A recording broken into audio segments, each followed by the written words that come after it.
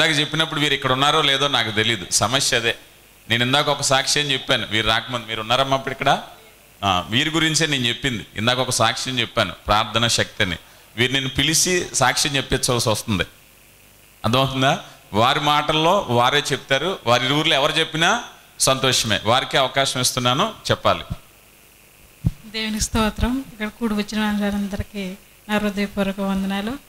దేవజనుల గారికి నా హృదయపూర్వక వందనాలు. నేనైతే ఫస్ట్ గుండగా సాక్ష్యం చెప్పడం, నేనైతే దుబాయ్ నుంచి వచ్చాను. నా పేరు నిర్మల. నేను ఎంతో బలహీనంగా వచ్చాను. నేనైతే వీల్ చైర్లో వచ్చాను. ఇంటికైతే ఇంటికాడ అయితే ఎంతో కంగారు పడిపోయారు. పాస్టర్ గారు వచ్చి ప్రార్థన చేసిన తర్వాత నేను ఎంతో స్వస్థపడ్డాను. మొన్న 2 వారాల బట్టి నుంచి కూడా మల్కిపురం వెళ్ళి ప్రార్థన చేయించుకున్నాను. ఫస్ట్ గుండగా ఇక్కడికి వచ్చాను. ఎంతో సంతోషంగా ఉన్నది, ఎంతో ఆరోగ్యంగా కూడా ఉన్నది, చాలా బాగున్నది. ఇక్కడికి వచ్చిన తర్వాత నాకు ఇంకా సంతోషంగా ఉన్నది. నేను నా భర్త కలిపి ఇక్కడికి వచ్చాము. దేవుడు నన్ను నా కుటుంబాన్ని ఎంతో దీవించి కాచి కాపాడినందుకు లెక్కలేని స్తుతులు స్తోత్రములు దేవునికి చెల్లించుకుంటున్నాను. మా కోసం ప్రార్థన చేసిన అందరికీ నా హృదయపూర్వక వందనాలు. ఈ సహోదరి వారి సమక్షంలోనే చెప్తున్నాను. నాకు వీరనుకుంటా ఫోన్ చేశారు, బ్రతిమాలారు, అయ్యా వారు హాస్పిటల్కి వెళ్ళినాడు, మీరు వచ్చి ప్రార్థన చేస్తేనే హాస్పిటల్కి వెళ్తారట అని చెప్తే నాకు నిజంగా ఆశ్చర్యం వేసింది. అయితే అలాగే అందరూ చేస్తే అది కరెక్ట్ అని నేను చెప్పట్లేదు సుమా, అన్ని చోట్లకి వెళ్ళలేం. మొండి పట్టుదల రావాలి. ఆయన వచ్చి ప్రార్థన చేస్తే నేను హాస్పిటల్కి, ఆయన బ్రతిమాలితే మొత్తం మీద నేను వెళ్ళాను. వెళ్ళేసరికి నా కళ్ళతో నేను చూశాను, ఆమె కుర్చీకి పరిమితం అయిపోయి షివరింగ్లా వణుకుతూ లేవలేని పరిస్థితి, కనీసం లేవలేని పరిస్థితి. ఆయన అడగండి ఎలా ఉందో ఆ రోజు పరిస్థితి చూస్తే. నాకే చాలా విచారం, అలా చూడటం అనేది నాకు చాలా బాధకరం. అంటే ఏమాత్రం ఛాన్స్ లేదేమో అనేటువంటి పరిస్థితిలో ఉంది. ఈరోజు నేను ఎలా చూడటం అనేది నా కళ్ళకు నాకు ఆశ్చర్యం. అలాంటి పరిస్థితుల్లో ఒకవేళ బాగుపడినా ఈ 6 నెలలకో ఏడాదికో మరలా కోలుకుంటుందేమో అనేటువంటి పరిస్థితి మహా అయితే 2 వారాలు అవుతున్నట్టుంది. 2 వారాలు అంతే. ఈరోజు ఇలాగ వచ్చి నుంచోవటం అంటే నా కళ్ళతో నేను నమ్మలేని పరిస్థితి. దేవునికి మహిమ కలుగును గాక. ఏం పేరమ్మా? సుందర్ కుమార్. ఎక్కడి నుంచి వచ్చారు? కువైట్ దేశం. ముందుగా మన ప్రభు అయిన యేసుక్రీస్తు నామమున అందరికీ శుభాభివందనములు. అలాగనే మరి మన సత్యవాక్య కుటుంబ సభ్యులైనటువంటి అందరికీ కూడా మరి అందరికీ వందనములు తెలియజేస్తూ ఉన్నాను. అలాగనే మా అన్నయ్య గారు అయినటువంటి మరిరాజు గారికి వందనములు ప్రత్యేకంగా తెలియజేస్తూ ఉన్నాను. అలాగనే మరి నేను ఒక 6 నెలల నుంచి మరి సత్యవాక్య కుటుంబంలో ఉన్నాను. నేను వాక్యాలు వింటూ ఉన్నాను. అయితే మరి మా పాపకు పెళ్ళయి 7 నెలలు అయ్యింది. మరి నేను సత్యవాక్య కుటుంబంలో మరి ప్రార్థనలు వింటూ ఒక రోజుని ఆకువీళ్ళలోనూ మరి మా అయ్యగారు ప్రార్థన పెట్టి ఉన్నారు, వెళ్ళండి అమ్మ అన్నప్పుడు మరి మా పాప వెళ్ళి మరి ఎంతగానో మరి ఆశీర్వాదాలు పొందింది. అలాగే నా బిడ్డ ఇప్పుడు గర్భవతి అయి ఉన్నది. కాబట్టి సత్యవాక్య కుటుంబానికి వందనాలు. పేరు తల్లి? శైలజ. ఎక్కడి నుంచి వచ్చారు? జున్నూరు, అబుదాబిలో చేస్తున్నారు. రైట్. ముందుగా దేవుని నామానికి వందనాలండి. కూడి వచ్చిన సభ్యులందరికీ నా వందనాలు. మరి మనీల్ గారికి నా వందనాలండి. నా సాక్ష్యం ఏంటంటే మరి నేను మా అమ్మాయికి మ్యారేజ్ చేయాలని నేను జూలై 22లో నేను దుబాయ్లో ఉన్నప్పుడు ప్రార్థన ఒక నెలలో పాస్ ఉండి ప్రార్థన చేస్తే మరి ఆఖరి రోజునండి నా మేనల్లుడు సత్యవాక్య కుటుంబ సభ్యుడైన మోషేష్ని నాకు దేవుడు చూపించాడండి. మరి అలాగే ఆ రీతిగానే నాకు మరి ఆ బిడ్డను నాకు అల్లుడిగా ఇచ్చాడండి. మరి వివాహం కూడా మొన్న నెల 27ని చాలా ఘనంగా జరిగిందండి. మరి వాళ్ళ జీవితాంతం కలిసి ఉండి దేవుడి నామంలో ఎదగాలని చిన్న సాక్ష్యం దేవుడు దీవించి ఆశీర్వదించమని కోరుచున్నాను. అబ్షలోం. ఎక్కడి నుంచి వచ్చారు అయ్యా? శృంగవృక్షం. నా పేరు అబ్షలోం అండి. మీ అందరికీ నా వందనాలు. 98లో నేను సిగరెట్ మానేయాలనుకున్నాను. ఎన్నోసార్లు ప్రయత్నం చేసి నేను ఎప్పుడు మానలేకపోయాను. నా జీవితంలో సిగరెట్ మానతానని నేను అనుకోలేదు. ఇంతమందిలో కాదు, ఇంకొక ఇంతమందిలో అయినా నేను చెప్పుకోవడానికి ఎంతో నాకు ఆనందంగా ఉంది, గౌరవంగా ఉంది, సంతోషంగా ఉంది. ఇప్పుడు నాకు గ్యాస్ ట్రబుల్ లేదు, ఏం లేదు, అంతా ఉన్నది. కానీ ఏది తింటాకు ఉండేది కాదు. ఇప్పుడు ఏం తిన్నా కానీ ఏ టైంకి తినాలన్నా సరే తినాలనిపిస్తుంది. దేవునికి మహిమ కలుగును గాక. అందరికీ వందనాలండి. వందనాలు. ఏం పేరమ్మా? విజయలక్ష్మి. మస్కట్ నుంచి వచ్చారు. దేవుడికి వందనాలండి. విజయమరాణి గారికి వందనాలండి. సంఘ బిడ్డల సత్యవాకం అందరికీ వందనాలండి. నేను మస్కట్ వెళ్ళండి డిసెంబర్ 17 వెళ్ళానండి. మొన్న 14 కేజీలు చేసినప్పటికీ మొన్న జనవరి ఫిబ్రవరికి చాలా బలహీనం అయిపోయింది.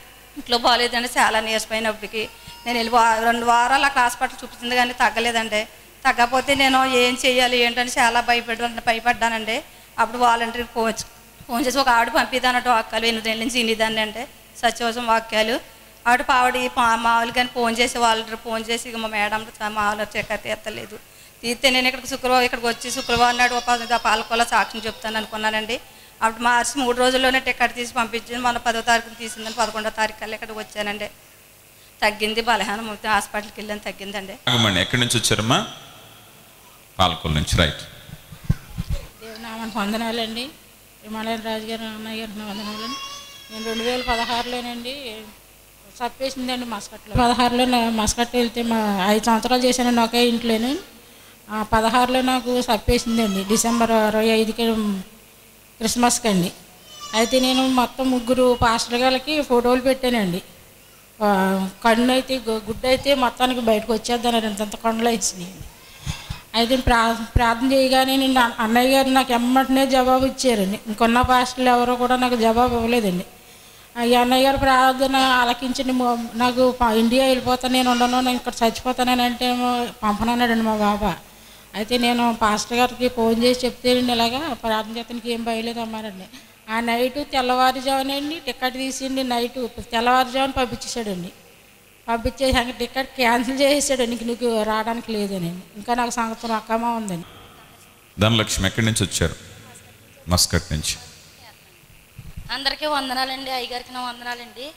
నేను మస్కట్లోనండి 15 సంవత్సరాల నుంచి చేస్తున్నానండి. 3 ఇళ్లలో మారానండి.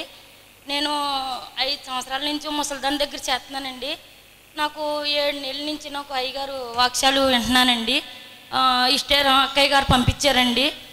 పంపిస్తే వింటున్నానండి. అలాగా వింటుండగానే మా ముసలిదానికి నెలలాడి నుంచి జ్వరం అండి, దానికి కాళ్ళు చేతులు పడిపోయినాయండి. నేను అయ్యగారికి ఫోన్ చేసి అయ్యగారండి ఇలా ఉందండి అన్నాను. తనకి పెంపర్సుల కాడి నుంచి అన్నీ వేసేదాన్ని అండి. నేను హాస్పిటల్లో నన్ను 15 రోజులు ఉంచారండి. నేను ఇష్టారు అక్కయ్య గారు ఫోన్ చేసి అక్కయ్య గారు ఏం చేయనండి ఇలా ఉందండి అన్నాను. హాస్పిటల్లోనే ఉంటున్నాను. ఒక రోజున అవుతానండి నేను పైనుంచి బిల్డింగ్ నుంచి దూకేయాలని అంత బాధ కలిగిందండి. నాకు చేయలేకో మరి సైతానో నాకు తెలీదు. మట్టుకి నేను అప్పుడు అయ్యగారు ప్రార్థన ఇని దాన్ని చెవిలో పెట్టుకుని హాస్పిటల్లోని అంటే ఏమంటారని చెవిలో పెట్టుకుని ప్రార్థనని అయ్యగారు అంటే ప్రార్థన చేసుకునేదాన్ని. నాకు ప్రార్థన కూడా సరిగ్గా రాదు, నేను రక్షణ పొందాను. ఆయన ఈయన ప్రార్థన విన్నాక నుంచి నాకు ప్రార్థన కూడా వచ్చింది. అప్పుడు పైన దూకేద్దాం అనుకున్నాను.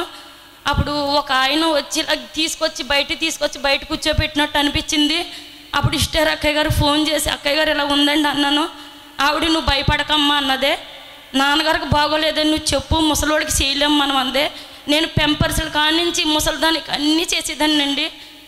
అప్పుడు ప్రార్థనలోని అయ్యగారండి అని ప్రార్థన చేశాను సిస్టర్ల గారికి.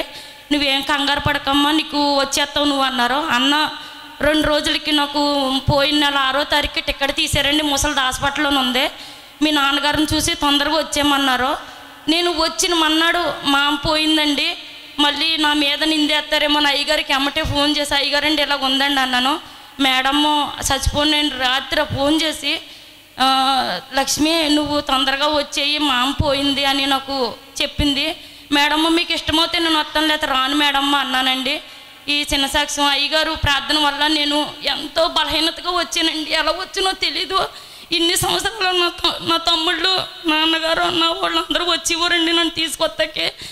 ఆ పరిస్థితిలో ఎవరు రాలేదు కూడా, ఎవరిని కూడా రమ్మని అనలేదు. నేను హైదరాబాద్లో బస్సు ఎక్కి తణుకు బైపాస్లో దిగానండి. మా తమ్ముడు వచ్చి నన్ను తీసుకెళ్ళాడు. ఎలా తీసుకెళ్ళాడో నాకు తెలియదండి. నా చుట్టూ నా తల తిరిగిపోయింది. ఆ సాయంత్రం హాస్పిటల్లో తీసుకెళ్తేవాడికి దేవుడు కృపను బట్టి నాకు బాగానే ఉందండి. అయ్యగారు ప్రార్థన వల్ల నేను బాగానే ఉన్నానండి. చిన్న సాక్ష్యం నేను మొన్న అక్కడ చెప్పాలనుకున్నాను. బుధవారం నాడు వెళ్ళలేదండి, ఆదివారం వెళ్ళాను. అయ్యగారు నాకు తోడబుట్టినోరి కింద నాకు చీర పెట్టి నాకు బైబిల్ ఇచ్చారు. ఆ బైబిల్ వాక్యం కూడా నాకు రాదు. ఆ వాక్యం తీసి చదువుతున్నానండి ఇప్పుడు. రాహేల్ ఎక్కడి నుంచి వచ్చారు? రైట్. దేవునికి వందనాలండి. మరి పాస్టర్ గారికి, మరి ఇక్కడ ఉన్న సహోదరులకు అందరికీ వందనాలు. నేను చెప్పే సాధ్యం అంటే మరి నాకు 4 బిడ్డలండి. రెండవ పాప చాలా బలహీనతగా ఉందండి. మరి టైఫాయిడ్ జ్వరం, కామెళ్ళు, ఆ వ్యాధంతో పాప చాలా బాధపడుతుందండి. మరి ఆ పాపకి మరి టెట్లు చేయించారండి. కామెళ్ళు, టైఫాయిడ్ అని టెట్లు వచ్చిందండి. మరి బ్లడ్ కూడా 3 పాయింట్లు ఉందండి ఆ పాపకి. 3 పాయింట్లు ఉంటే మరి హాస్పిటల్ తీసుకెళ్దామన్నా కూడా మా పరిస్థితి కూడా మరి అనేక రకాలుగా మా పరిస్థితి ఉందండి. కానీ అక్కడ మరి చిన్న డాక్టర్ని పెట్టి ఆ డాక్టర్తో మందులు వాడించామండి. ఆ డాక్టర్ అన్నారు, మేము ఏ హాస్పిటల్ కన్నా తీసుకెళ్తామండి అని అంటే, ఏం పర్వాలేదమ్మా, నీ కుమార్తెకి నేనున్నాను అన్నారు. ఆ డాక్టర్ గారు ద్వారా కుమార్తెకి మరి ఇది ఆయన హస్తము, మరి ఆయన దేవుడి హస్తం ఆయనలో ఉండి ఆయన వైద్యం చేశారండి. మరి ఆ పాప వారం రోజులు అసలు ఆహారం తినలేదండి. నాయన చనిపోయిన పరిస్థితులు కూడా కుమార్తె ఉందండి. మరి పాప ఫోన్ చేసి, అమ్మ అయ్యగారికి ప్రార్థన చేయమని ఫోన్ చేసిందండి. మరి అయ్యగారికి మరి మన పాస్టర్ గారు మరి ఫోన్ చేస్తామండి. మరి ఫోన్ చేస్తే అండి మరి నా అయ్యగారు మరి ప్రయాణంలో ఉన్నారండి. ఆ రోజు ప్రయాణంలోనే మరి ప్రార్థన చేస్తారండి ఆ కుమార్తెకి. మరి ఆ బిడ్డకి మరి వచ్చినప్పుడు మెడికల్ చేయించామండి. 3 పాయింట్లుగా దేవుడు మరి 9 పాయింట్లు మరి బ్లడ్ ఉందని దేవుడు మీరు ఎంత గొప్ప చూపించండి. దేవుడికి వందనాలండి. ఆయనకి ఏమి ఇచ్చిన రుణం తీర్చలేనండి. మరి సేవకుల ద్వారాగా ఆ కుమార్తెకి స్వస్థత దయచేస్తారు. ఆ కుమార్తెను తీసుకొచ్చి ఇక్కడ నేను సాధ్యం చెప్పుకుంటాను అని మరి నేను వాగ్దానం చేసుకున్నానండి. నయోమి ఎక్కడి నుంచి వచ్చారు? దేవగుప్తం. అయ్యగారికి వందనాలండి. మరి సంఘం అంటే నాకు తెలియదండి. మా పాప కవాయిట్లో ఉందండి. కవాయిట్లో ఉన్న పాప అయ్యగారి సంఘానికి వెళ్ళమ్మా, నాకు స్థలం లేదు ఇల్లు కట్టుకోనాక అన్నదండి. అక్కడికి వెళ్ళి పేర్లన్నీ ఇచ్చి వచ్చేసానండి. అప్పుడు 4-5 నెలలు అవుతుందండి. మరి ఇదిగో మొన్న ఫిబ్రవరి 1వ తారీఖు దేవుడు స్థలం ఇచ్చాడండి. స్థలం ఇచ్చాడు కానీ బోర్డు అప్పులు 9 లక్షలు అయిందండి స్థలానికి. 9 లక్షలు అప్పు చేసి బిడ్డ కొనేసిందండి. 4 కుంచాల కొబ్బరి తోట ఉంది, అమ్ముదామంటే పక్కోళ్ళు అమ్మనివ్వలేదండి. చాలా పాటలు పెట్టారు. మరి మొన్న ఫిబ్రవరి 1వ తారీఖుని ఇక్కడ వచ్చామండి. ప్రార్థన చేశారు. అయ్యగారికి చెప్పానండి, రాసిచ్చాను, ప్రార్థన చేశామండి. వెళ్తుండగానే కొబ్బరి తోట అమ్ముడైందండి. ఇల్లు కట్టుకోవాలి. అయ్యగారి వెళ్ళి మళ్ళీ వెళ్ళమని మళ్ళీ మొన్న మీద రాత్రి చెప్పిందండి. చంద్రావతి ఎక్కడి నుంచి వచ్చారు? దుబాయ్ దేశం. అయ్యగారికి వందనాలు. మరి కూడి వచ్చిన ప్రతి బిడ్డకి కూడా నా హృదయపూర్వకంగా వందనాలు. మరి నేనైతే దుబాయ్ దేశం వెళ్ళి 2 సంవత్సరాలు ఉన్నాను. చాలా బలహీనరాలు అవ్వాను. మరి అయినప్పటికైనా మరి రాణి గారు మస్కట్ దేశంలో ఉన్నారు. అయ్యగారి నెంబర్ పంపించారు. ఆ నెంబర్ పంపించిన తర్వాత మరి ఉదయకాలం ప్రార్థన, సాయంకాలం ప్రార్థన, మరి వాక్యం అనే దినము నాకు మరి అయ్యగారు పంపించేవారు. మరి అనేక సార్లు కూడా అయ్యగారికి ఫోన్ చేసి నేను చెప్పేదాన్ని, అయ్యగారు నాకు ప్రార్థన చేయండి అని. అని దినము నాకు ప్రార్థన చేసి పంపించేవారు. మరి ఈ రోజున నేను ఇలా ఉన్నానంటే 2 సంవత్సరాలు చేసుకొని మరి మహాకృపను బట్టి మీరందరూ చేసిన ప్రార్థన, అయ్యగారు చేసిన ప్రార్థన బట్టి నన్ను సంపూర్ణ ఆరోగ్యంగా సంతోషపరిచాడు దేవుడు.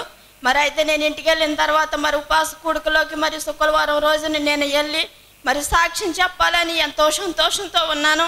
మరి అయితే దేవుని కృప మరి ఈ రోజు నాడు నేను ఈ సాక్ష్యం చెప్పడానికి కూడా మరి దేవుని యొక్క కృపే. మరి అయ్యగారు చేసిన ప్రార్థన వల్ల మరి ఈ రోజు నాడు నేను ఇలా నిలబడ్డానంటే అయ్యగారి కృప. మరియమ్మ ఎక్కడి నుంచి వచ్చారు? ఖత్తర్. దేవుని నామనకు వందనాలు. దైవజనుడైన అన్నయ్య గారికి నా వందనాలు. నేను ఖత్తర్ దేశంలో మరి షుగర్తో వెళ్ళాను. 3 సంవత్సరాల నుంచి మరి చేస్తున్నాను షుగర్తో. అలాగే ఖత్తర్ దేశం వెళ్ళినాక బీపీ వచ్చింది. అయ్యగారికి ప్రార్థన చేయమని ఫోన్ చేశాను. అలా గృహం విషయంలో కూడా ప్రార్థన చేశాను. గృహం విషయంలో దేవుడు సహాయం చేశాడు. అలాగే బీపీ విషయంలో కూడా దేవుడు చాలా సహాయం చేశాడు.